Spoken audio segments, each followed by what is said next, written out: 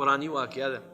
حضرت سلیمان علیه السلام فرمایل څه وجه ده چې ما ته هدهد ملا چرګک نه ښکارېږي.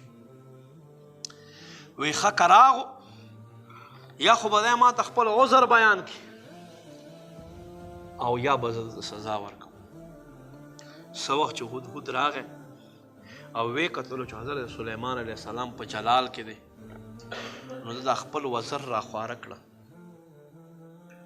او چې موقع یې وکتله دایرې ته مخکې شو او داسې ودرېدو چې انتهایي عاجزي په حالت کې.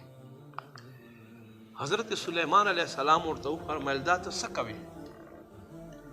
وایي ځکه ستا تر مخه دا عاجزي کوم چې داسې نه چې قیامت په ورځ خپل رب ته ودرېږم او هغه ماله سزا رانه کړي. حضرت سلیمان علیه السلام باندې د الله دومره خوف طاری شو، وایي ورځه ته ما معاف کړی چې ما ته څه تکلیف نه راشي. نو ما عزتمند ظلم ډېر بد شی دی.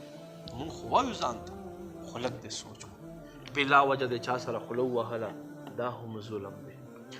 د چا حق دې وخوړلو دا هم ظلم دی. بلا وجه د چا ته کنځلې وکړې دا هم ظلم دی.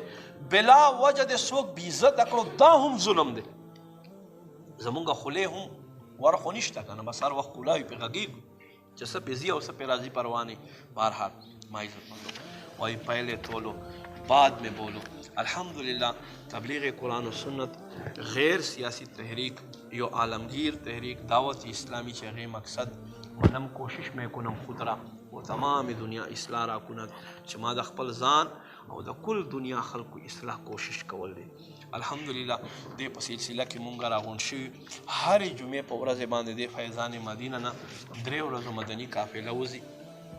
تاسو کوشش کوئ په دې قافلو کې سړي ته ډېر څه شیزونه میلاو شي او انشاءالله 21 تاریخ ته به د 10 ورځو مدني قافله وځي.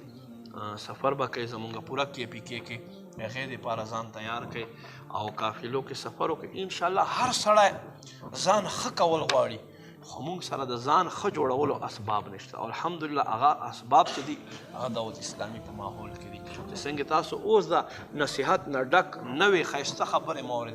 الحمدلله هر مبلغ دعوت اسلامي نه به تاسو دقسې ښکلې خبرې اورئ. کوشش کوئ اجتماع ته هم په وخت سره راځئ، اول نه تر اخره پورې راځئ او کوشش کوئ دا خواست کوم چې راشئ موبایل بند کړئ. نشته ضرورت ده چې یاره زه الله کور کې ناست یم بس ما دپاره دا عبادت هم کافي دی. دې باندې مې هم الله بخلی شي چې هغه مې بخي.